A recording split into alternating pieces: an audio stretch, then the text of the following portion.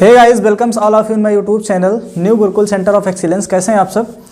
तो हम जो है पढ़ रहे थे लाइट बोले तो प्रकाश।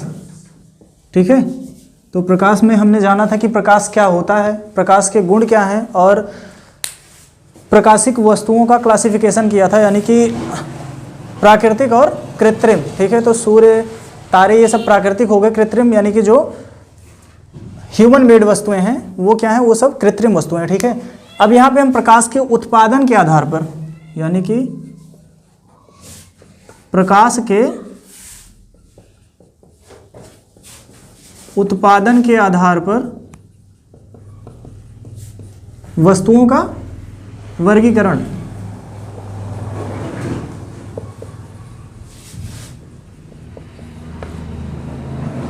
वस्तुओं का वर्गीकरण। ठीक है, यानी कि जो प्रकाश का उत्पादन करती हैं उसके आधार पे वस्तुओं का वर्गीकरण।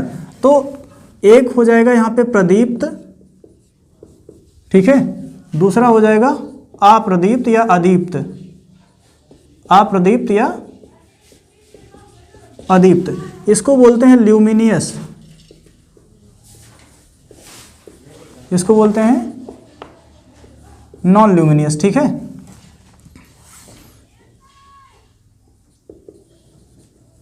ठीक है, इसको बोलते हैं क्या, ल्यूमिनियस, इसको बोलते हैं नॉन ल्यूमिनियस। ठीक है, तो जो प्रदीप्त वस्तुएं होती हैं, यानी कि जिनमें स्वयं का प्रकाश होता है, वह वस्तु जिसमें स्वयं का प्रकाश होता है उसे बोलते हैं क्या, उसे प्रदीप्त वस्तुएं बोलते हैं। जैसे सूर्य हो गया, ठीक है, टॉर्च हो गई,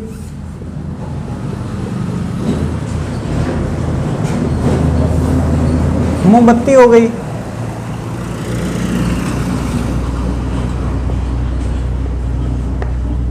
लालटेन हो गया। तो ये सब क्या है, ये सब जब इनको हम जलाते हैं तो स्वयं का प्रकाश देते हैं ना, स्वयं का प्रकाश देते हैं ना। ठीक है, अच्छा, अदीप्त वस्तुएं, अदीप्त वस्तुएं वह होती हैं जो प्रदीप्त वस्तुओं के प्रकाश द्वारा क्या होती हैं, प्रकाशित होती हैं। जैसे चंद्रमा, क्या चंद्रमा में स्वयं का प्रकाश है? नहीं है। क्यों? देखो, चंद्रमा में स्वयं का प्रकाश नहीं है तो बात आती है वो चमकता कैसे है, बात आती है कि चमकता कैसे है। तो यहाँ पे सपोज करो ये सूर्य है, ठीक है, ये क्या है, ये सन हो गया। ठीक है, इधर क्या हो गया, इधर हो गया मून। ठीक है, यहाँ से प्रकाश की किरण गई, इसके कुछ भाग पे टकराई। ठीक है, अब टकराने के बाद ये किरण, मान लो हम लोग यहाँ पे कहाँ, ये अर्थ हो गई, ये पृथ्वी। ठीक है, सूर्य की किरण गई, चंद्रमा से टकराई, और अब चूंकि किरणें यहाँ भी आ रही हैं, ऐसा नहीं कि खाली चंद्रमा पे भी जा रही हैं, सूर्य की किरणें पृथ्वी पे भी आ रही हैं और यहाँ पे जाके टकरा रही हैं। तो जितने भाग पे टकराती हैं, वहाँ से टकराने के पश्चात कहाँ आती हैं, अर्थ पे आ जाती हैं, हमारी आंखों पे पड़ती हैं। तो लगता है कि चंद्रमा भी चमक रहा है, लगता क्या, वो चमकता ही है। ठीक है, लेकिन उसमें स्वयं का प्रकाश नहीं होता है। तो हम चंद्रमा को किस कैटेगरी में रखेंगे, अदीप्त वस्तु के कैटेगरी में रखेंगे। ठीक है, क्या हम व्यक्तिगत अपनी बात कर रहे हैं, हम अपनी बात या आप लोगों की बात करें तो आप लोग किस में आएंगे, प्रदीप्त में आएंगे कि अदीप्त में आएंगे? प्रदीप्त में आएंगे ना। जैसे मैंने कहा कि क्या सुमित में स्वयं का प्रकाश है? नहीं है ना। उसको हम कैसे देख रहे हैं, सूर्य की रोशनी किस पे पड़ रही है, सुमित के ऊपर पड़ रही है, उससे टकराने के पश्चात हमारी और आपकी आंखों पे जा रही है, तो हम सुमित को देख पा रहे हैं ना। तो यहाँ पे क्या हो गया, अगर हम इंसान की बात करें तो इंसान क्या है, अप्रदीप्त वस्तु है ना। कुर्सी कैसी है, कुर्सी में स्वयं का प्रकाश है? नहीं है ना। कैसे चमकती है वो, बाहर की जो लाइट है, यानी कि जो प्रदीप्त वस्तुएं हैं वो अपना प्रकाश छोड़ती हैं तो जाके किससे, कुर्सी से टकराती है, और टकराने के पश्चात क्या होता है, हमको दिखाई देता है। ठीक है, अच्छा ये बताओ कि कभी कभी एकदम स्वच्छ जल अगर बाल्टी में भरा हो, ठीक है, या फिर फर्श पे एकदम पानी पड़ा हो, ठीक है, और हम पैर रख देते हैं तो पता ही नहीं चलता है कि वहाँ पे पानी था, बाद में फिर पता चलता है कि पानी था। जब हमारा पैर भीग जाता है तो हमको पता चलता है पानी था, लेकिन पहले क्यों नहीं पता चलता है? कोई वस्तु हमको कब दिखाई देती है, कोई वस्तु हमें कब दिखाई देती है, जब उससे प्रकाश की किरण, जैसे मान लो यहाँ पे क्या एक वस्तु रखी हुई है, यहाँ से प्रकाश की किरणें इस पे आएंगी, ठीक है, ऐसे इस पे किरणें आएंगी और ये टकराने के पश्चात हमारी और आपकी आंखों पे क्या होंगी, जब ये पड़ेंगी तभी हमको वस्तु दिखाई देगी। यानी कि उसके लिए क्या होना जरूरी है, परावर्तन होना जरूरी है। क्या? परावर्तन होना जरूरी है। अभी हम आगे जानेंगे कि परावर्तन किसे कहते हैं, यानी कि इसको बोलते हैं रिफ्लेक्शन। ठीक है, रिफ्लेक्शन होना जरूरी है। जब तक कि प्रकाश की किरण रिफ्लेक्ट नहीं होगी तब तक हमें वस्तु नहीं दिखाई देगी। अब ये बोर्ड आपको क्यों दिखाई दे रहा है? प्रकाश इस पे पड़ रहा है और यहाँ से टकराने के पश्चात आपकी आंखों पे जा रहा है तभी दिखाई दे रहा है ना, अदरवाइज नहीं दिखाई देता। ठीक है, तो हम बात कर रहे थे कि फर्श पे जब पानी गिरा होता है, सपोज करो ये आपकी ये फर्श थी। ठीक है, ये फर्श है। ठीक, अब इस फर्श पे थोड़ा सा पानी बिखरा हुआ है। क्या? पानी बिखरा हुआ है। ठीक है, अब यहाँ पे प्रकाश की किरण आई, क्योंकि पानी जो है कैसा पारदर्शी माध्यम है ना। स्वच्छ जल कैसा होता है? अगर स्वच्छ जल की परिभाषा पूछी जाए तो कैसा होगा? जल कैसा होता है? स्वादहीन, गंधहीन, रंगहीन और पारदर्शी होता है। स्वच्छ जल की परिभाषा यही है ना। अगर कुएं मतलब तालाब से गंदा पानी भर के नहीं ले आओगे तो क्या होगा? पानी गंदा होगा तो उसमें कोई ना कोई स्वाद आ जाएगा। ठीक है, अगर साफ होगा तो, अगर एकदम साफ होगा तो पारदर्शी होगा ना, मतलब उसमें किरण डालोगे तो नीचे अगर सिक्का पड़ा हुआ है तो वो सिक्का दिखाई देगा ना। एकदम साफ जल में अगर नीचे सिक्का पड़ा होता है तो दिखाई देता है ना। इसका मतलब जल कैसा है? पारदर्शी है ना। उस जल को किरणें जो है वेधती हुई नीचे जा रही हैं और सिक्के से टकराने के पश्चात हमारी आंखों पर पड़ती है ना, तभी तो दिखाई देता है ना। फिर आता है कि सिक्का तली से थोड़ा सा ऊपर उठ के क्यों दिखाई देता है, तो ये सब आगे अगला चैप्टर है, प्रकाश का अपवर्तन। प्रकाश का अपवर्तन है, उसको जब पढ़ेंगे तो बताएंगे कि कोई सिक्का तली से थोड़ा सा उभरा हुआ क्यों दिखाई देता है। ठीक है, हाँ, तो ये हो गया हमारा प्रदीप्त वस्तुएं किसे कहते हैं और अदीप्त वस्तुएं किसे कहते हैं। ठीक है, तो वह वस्तु जिसमें स्वयं का प्रकाश होता है उसे बोलते हैं प्रदीप्त वस्तु। ठीक है, तो यहाँ पे दिखाई दे रहा है ना यहाँ तक, प्रदीप्त वस्तु। ठीक है, वह वस्तु जिसमें स्वयं का प्रकाश होता है उसे प्रदीप्त वस्तु कहते हैं। प्रदीप्त वस्तु कहते हैं। किसे कहते हैं प्रदीप्त वस्तु? किसे कहते हैं प्रदीप्त वस्तु? जो स्वयं प्रकाशित हो, यानी कि जिसमें स्वयं का प्रकाश हो, उसे बोलते हैं प्रदीप्त वस्तु। इसके अपोजिट क्या आता है? अप्रदीप्त वस्तु। अप्रदीप्त वस्तु। ठीक है, नॉन ल्यूमिनियस ऑब्जेक्ट। ठीक है, यहाँ पे ल्यूमिनियस ऑब्जेक्ट और ये होता है नॉन ल्यूमिनियस ऑब्जेक्ट। ठीक है, वह वस्तु जिसमें स्वयं का प्रकाश नहीं होता है उसे अप्रदीप्त वस्तु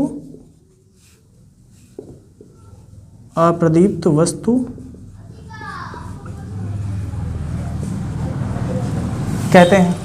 ठीक है, वह वस्तु जिसमें स्वयं का प्रकाश नहीं होता है उसे अप्रदीप्त वस्तु कहते हैं। ठीक है, क्लियर हो गया ना? इसको नोट कर लीजिए जल्दी से। अब देखिए, अब हमारा जो अगला टॉपिक है जिसको बोलते हैं क्या, मतलब कि जो पूरे चैप्टर का नाम है, इस पूरे चैप्टर का नाम है क्या? रिफ्लेक्शन ऑफ लाइट, प्रकाश का परावर्तन।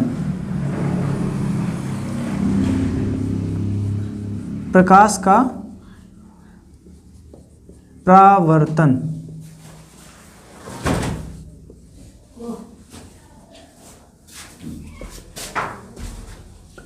Reflection of light. ठीक है, रिफ्लेक्शन ऑफ लाइट, याद है ना, रिफ्लेक्शन है। अभी आगे हम रिफ्रैक्शन पढ़ेंगे, यहाँ पे क्या है? Reflection of light. ठीक है सर, इसका मतलब कि कोई चीज हाँ देखते हैं सर, वो रिफ्लेक्ट करता है। हाँ, ठीक है, देखो यहाँ पे होता क्या है कि ये कैसी सतह है? ये चमकदार सतह का काम कर रही है ना। ठीक है, कभी कभी जब बंदर आता है घर पे बंदर आता है तो क्या करते हो? मान लो छत पे बैठा है तो उसके पास तुम जाओगे तो काट लेगा तुमको, उसके पास जाओगे तो काट लेगा ना। तो हम क्या करते हैं? एक शीशा लेते हैं और शीशे को क्या करते हैं, जो सूर्य की रोशनी आ रही है उसी के अपोजिट ऐसे करते हैं और उसको फोकस कहाँ पे करते हैं? बंदर की तरफ। और शीशे को इधर टेढ़ा मेढ़ा करेंगे तो अपना वो जो आपतित और परावर्तित किरण है उसका कोड चेंज होता रहता है। तो उसके मुंह पे हम फोकस करते हैं तो उसको लगता है कि हमारी तरफ कुछ आ रहा है, वो बंदर भाग जाता है ना। तो अगर कोई चमकदार सतह है, यहाँ पे सपोज करो ये क्या है, ये चमकदार सतह। अब इसको चमकदार बनाने के लिए क्या, कांच लेते हैं, पीछे एक पॉलिश लगा देते हैं, ठीक है। तो ये सतह आगे की कैसी हो गई, ये सतह चमकदार सतह हो गई ना। और इधर ये क्या है, पॉलिशदार सतह हो गई, पीछे पॉलिशदार सतह। अभी देखा होगा जब वो लकड़ी के फ्रेम या प्लास्टिक के फ्रेम में जो शीशा लगा होता है, आईना जिसको बोलते हैं, जिसमें अपना सुबह सुबह उठ के मुंह देखते हैं, ठीक है, देखते हो ना मुंह, हाँ। तो उसमें क्या होता है, जब उसको उसमें से उखाड़ के देखो तो आगे शीशा जो होता है जैसे सिल्वर कलर का दिखता है, शीशा सिल्वर कलर का दिखता है ना, लेकिन पीछे उसमें देखो तो ब्लैक या रेड कलर का एक पॉलिश हुआ रहता है ना, वो रहता है ना पॉलिश, हाँ। तो अंदर में देखो, अंदर में क्या होता है, उसमें कलर कर देते हैं, पीछे से कलर करते हैं, उसके बाद तो देखो तुम ऐसे देखोगे उसको तो तुमको सिल्वर कलर का दिखाई देता है और एकदम पूरा चमकदार सतह का काम करता है ना, करता है ना चमकदार सतह का काम, ठीक है। तो जब कोई प्रकाश की किरण क्या होती है, जैसे मान लो ये प्रकाश की किरण आई ऐसे, ठीक है, और किसी चमकदार सतह से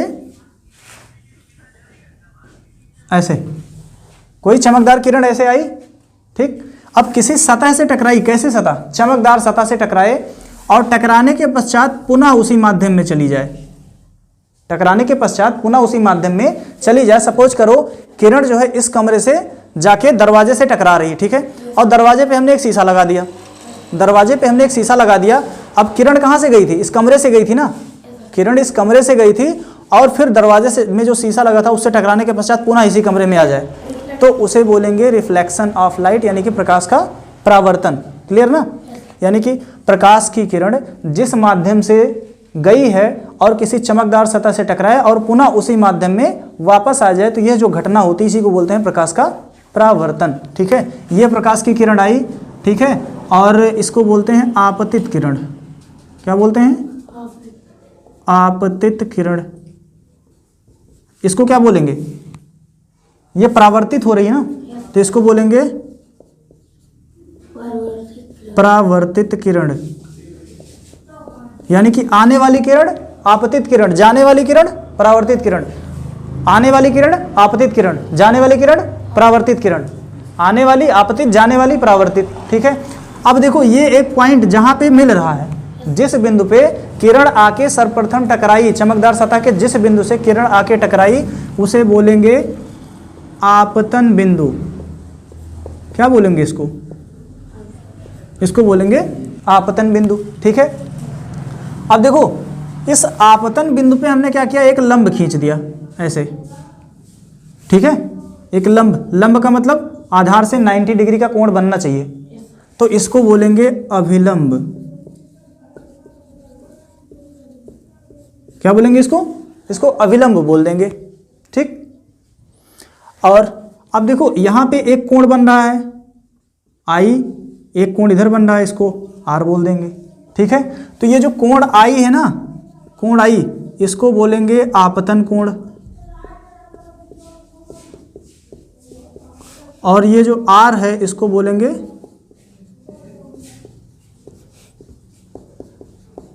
परावर्तन कोण, ठीक है, क्लियर ना।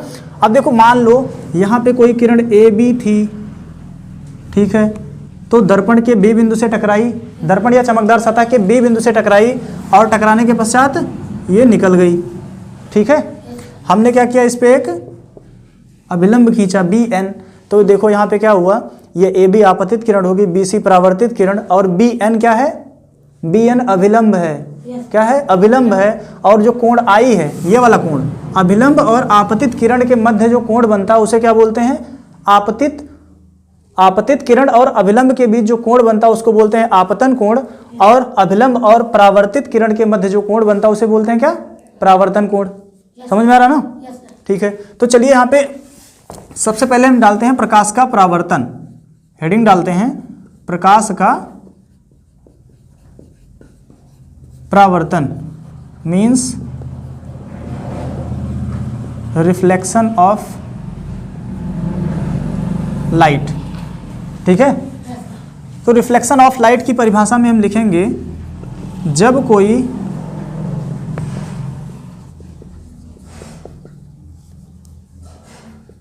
प्रकाश की किरण किसी चमकदार सतह से टकराती है, किसी चमकदार सतह से टकराती है और टकराने के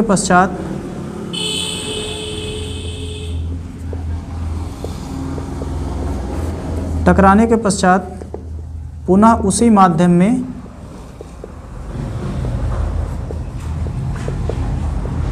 लौट जाती है।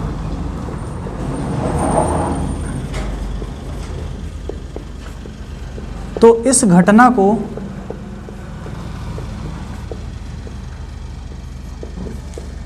प्रकाश का परावर्तन कहते हैं।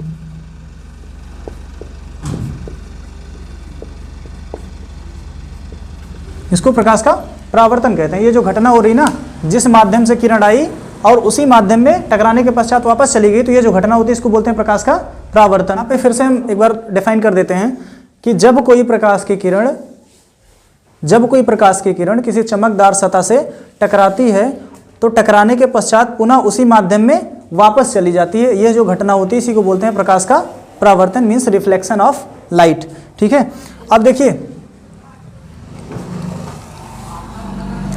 इसमें कुछ टर्मिनोलॉजी है। आपतित किरण, परावर्तित किरण, आपतन बिंदु, अभिलंब, आपतन कोण, परावर्तन कोण, ये सब किसे कहते हैं, इसको हम जो है यहाँ पे लिख दे रहे हैं, आप लोग नोट कर लीजिएगा। देखिए यहाँ पे क्या है, एक किरण AB दर्पण के B बिंदु से टकरा रही है और टकराने के पश्चात एक किरण BC वापस चली जा रही है। तो यहाँ पे जो AB है उसी को बोलेंगे आपतित किरण, BC जो है इसको बोलेंगे परावर्तित किरण, BN को बोलेंगे अभिलंब, और कोण I जो है उसको बोलेंगे आपतन कोण, कोण R को बोलेंगे परावर्तन कोण। ठीक है, तो चलिए एक एक करके यहाँ पे हम सबसे पहले लेते हैं आपतित किरण। ठीक है, तो आपतित किरण,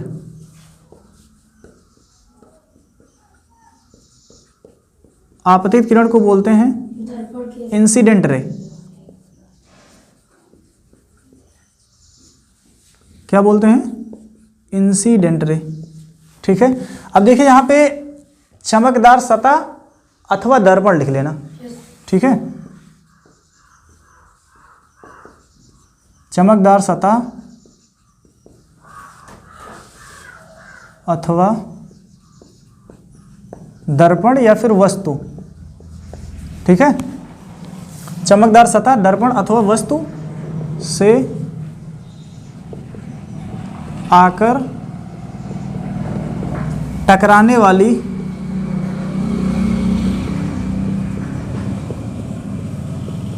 किरण को आपतित किरण कहते हैं। आपतित किरण कहते हैं। जैसे इस चित्र में AB क्या है, AB आपतित किरण है।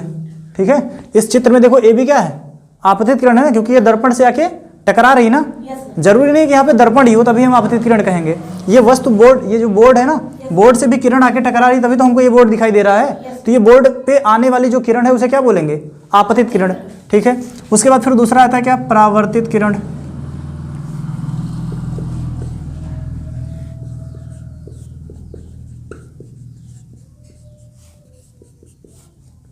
ठीक है, अब यहाँ पे ध्यान देना, यहाँ पे चमकदार सतह और दर्पण शब्द का प्रयोग निश्चित करना है। ठीक है, क्योंकि दर्पण या चमकदार सतह नहीं होगा तो टकराने के पश्चात वापस नहीं जाएगी। ठीक है, तो यहाँ पे लिखेंगे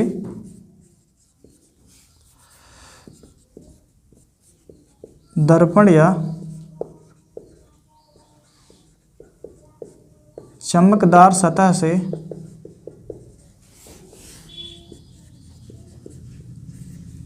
टकराकर पुनः उसी माध्यम में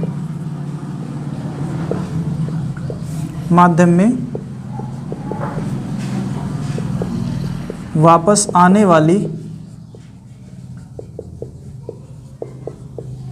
प्रकाशिक किरण को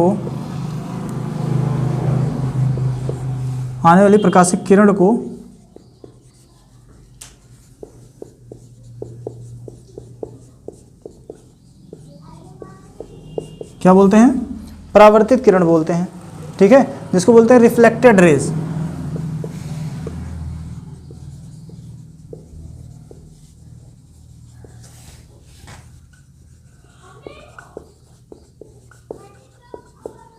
जैसे यहाँ पे देखिए क्या BC चित्र में। ठीक है, ये जो है चित्र में ए बी क्या थी, ए बी आपतित किरण और बी सी क्या है, परावर्तित किरण। ठीक है, अब आता है हमारा आपतन बिंदु। सबसे पहले क्या, आपतन बिंदु। ठीक है, आपतन बिंदु को हम कह देंगे इंसिडेंट पॉइंट। ठीक है, तो जिस बिंदु पर वस्तु के जिस बिंदु पर वस्तु के जिस बिंदु पर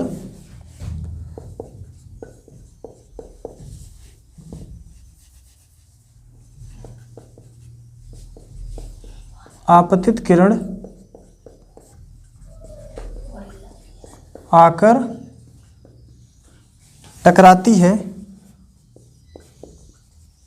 उसे आपतन बिंदु कहते हैं। ठीक है, वस्तु के जिस बिंदु पर आकर टकराती है कौन सी किरण, वस्तु के जिस बिंदु पर आपतित किरण आकर टकराती है उसे बोलते हैं क्या, उसे आपतन बिंदु कहते हैं। ठीक है, उसे हम आपतन बिंदु कहते हैं। उसके बाद एक बच रहा हमारा अविलंब।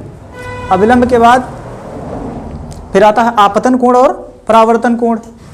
अगला आता है हमारा अविलंब, जिसको बोलते हैं नॉर्मल। ठीक है, नॉर्मल। यहाँ पे ये जो पॉइंट बी है ना चित्र में, जो पॉइंट बी है उसी को क्या बोलेंगे, आपतन बिंदु। ठीक है, नॉर्मल किसे कहते हैं, आपतन बिंदु से खींचा गया जो लंब होता है ना, वस्तु के आपतन बिंदु से खींचा गया जो लंब होता है उसी को बोलते हैं क्या, अविलंब। ठीक है, तो यहाँ पे लिख लो, आपतन बिंदु से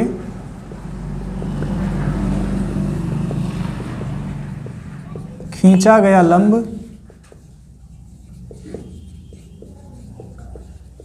अविलंब अथवा इसको नॉर्मल बोलते हैं। ठीक है,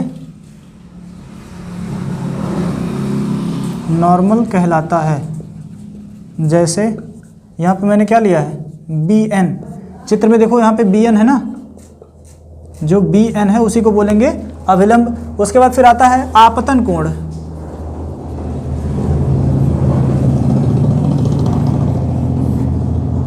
ठीक है, क्या बोलेंगे इसको, आपतन कोण।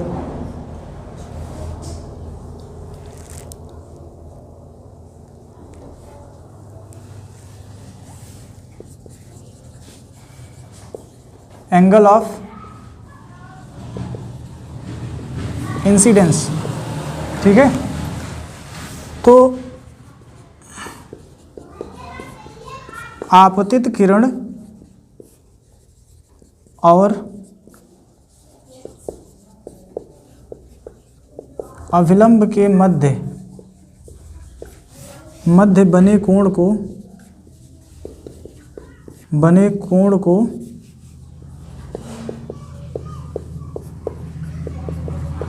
आपतन कोण कहते हैं। इसे आई से प्रदर्शित करते हैं।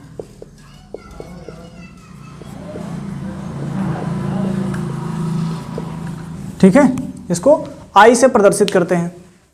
अब देखिए यहाँ पे अगर हम चित्र की बात करें, चित्र में कोण ए बी एन बराबर आपतन कोण। देखिए ए बी एन ये जो कोण है ना, इसी को आपतन कोण कहते हैं। ठीक है, और ये क्या है, कोण आई। ठीक है, फिर आता है हमारा परावर्तन कोण। परावर्तन कोण को बोलेंगे एंगल ऑफ रिफ्लेक्शन। क्या बोलेंगे, एंगल ऑफ रिफ्लेक्शन। ठीक है, तो यहाँ पे परावर्तित किरण और अभिलंब के मध्य जो कोण बनता है उसे क्या बोलते हैं, उसे परावर्तन कोण बोलते हैं। परावर्तित किरण तथा अभिलंब के मध्य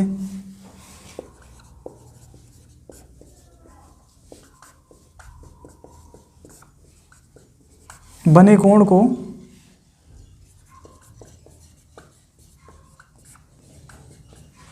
परावर्तन कोण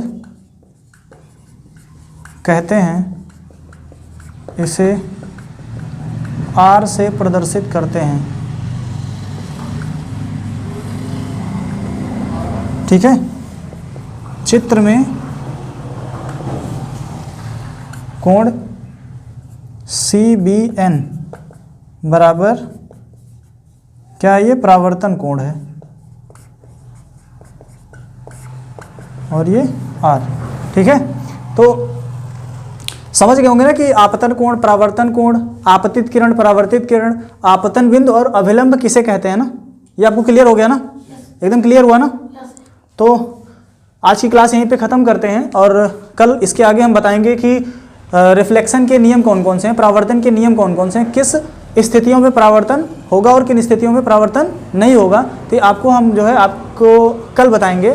आज के लिए बस इतना ही। और हाँ, अगर आपको वीडियो अच्छा लगे तो लाइक करिएगा, शेयर करिएगा और हमारे चैनल को सब्सक्राइब करना मत भूलिएगा। Thank you.